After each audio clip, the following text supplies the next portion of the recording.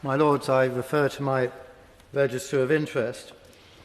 This government says its first priority is to achieve economic growth, which, as the noble Baroness Neville Rolfe pointed out earlier, must be in GDP PC, growth per capita in GDP, not just GDP.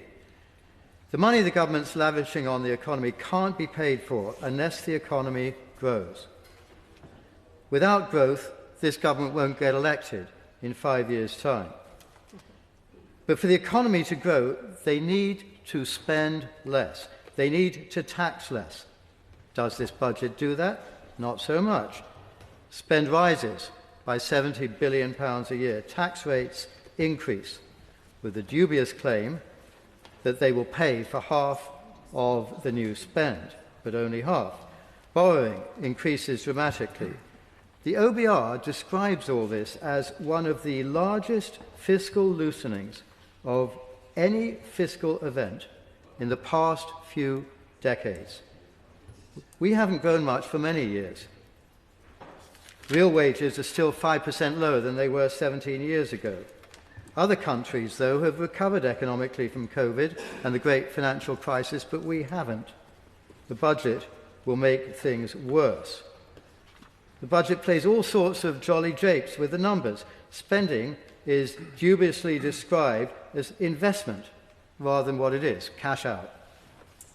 National debt is redefined as being lower because of amounts we expect to receive from future student loan repayments. This is meretricious when that debt calculation at the same time excludes our £2.6 trillion liability growing every year for future public sector pension payments. Because of them, our national debt is actually twice as large as we claim it to be. Higher government expenditure causes lower growth because a larger and unproductive public sector squeezes out the growth-producing private sector.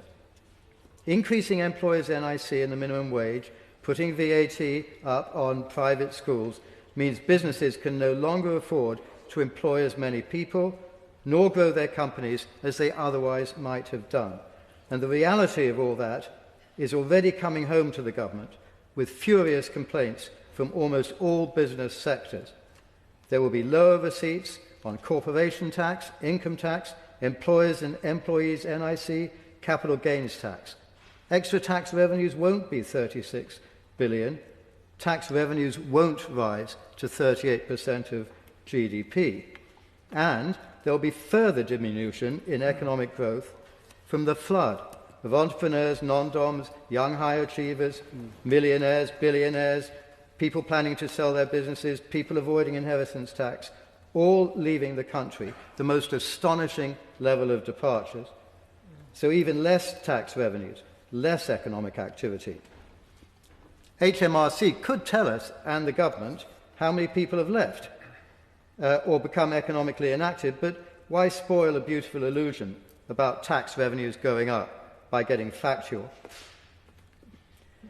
And there's worse, even beyond all that, with disability and mental health numbers climbing, the slow-motion car crash of public sector pension payments, the triple lock on the state pension more and more out of control, the folly cost of net zero rapidly becoming clear.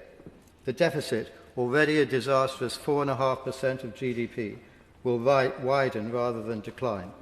It's not sustainable.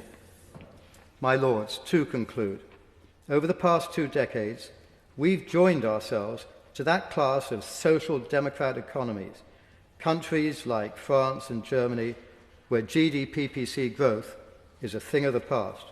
Surely we can do better. One pines in vain for our own Javier Milei, our own Elon Musk, to chainsaw our bloated, inefficient, unproductive public sector. One pines in vain for a Margaret Thatcher to explain that sooner or later one runs out of other people's money.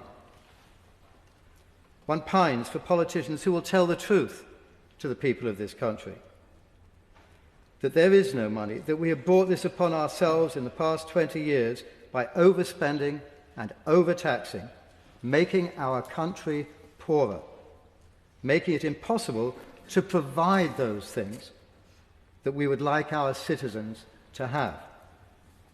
A budget that cut spend and cut taxes would be a great start to solving this dilemma.